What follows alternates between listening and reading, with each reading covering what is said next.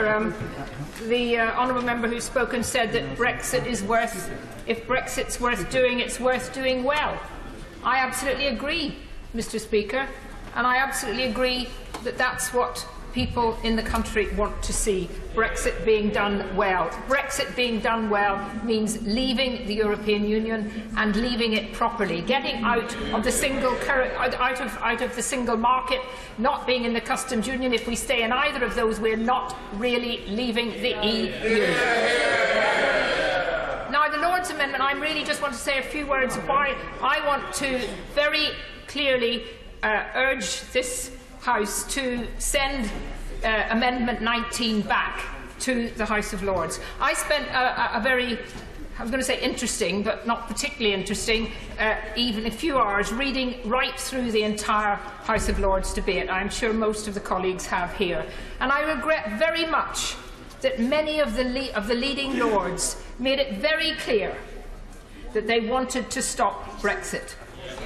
I believe that in this amendment, dressed up as it is in the words of parliamentary democracy and using parliamentary democracy as the key to why it's being put, is actually not right and not true.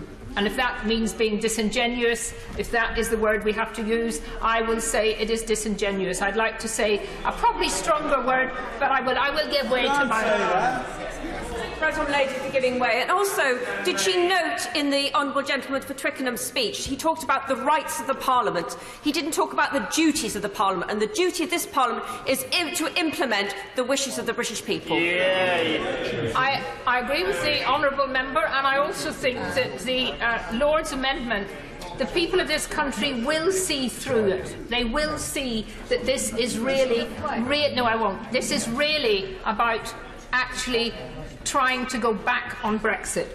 They can say it what it is, but what they want to, but it is actually about reversing it. Because the reality is that we want to take back control, but taking back control was about the people of this country taking back control. And it was about complying with our constitutional duties as a parliamentary democracy.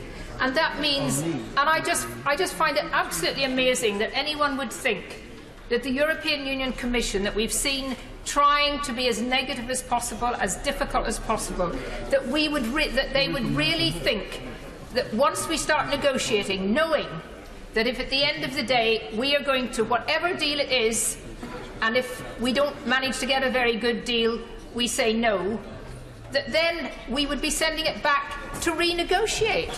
Do you really think the Mr. Speaker, does members really think that the European Commission will actually give us a better deal, knowing that if they don't give us a good deal, and if they the more obstructive they are, the more likely it is that it will be sent back to them to renegotiate?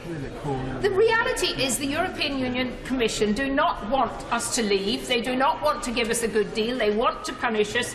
And this motion, this amendment, no, I won't. This amendment, if it goes through, I believe actually is a recipe for the EU to actually try to get a no deal, so that we will then have to go back cap in hand from this Parliament and ask for changes. And what they really want is then those changes to stay in the single market, to stay in the customs union, to still have the Court of Justice overlooking us, to keep paying our money, to keep paying more and more money, and to reverse the decision.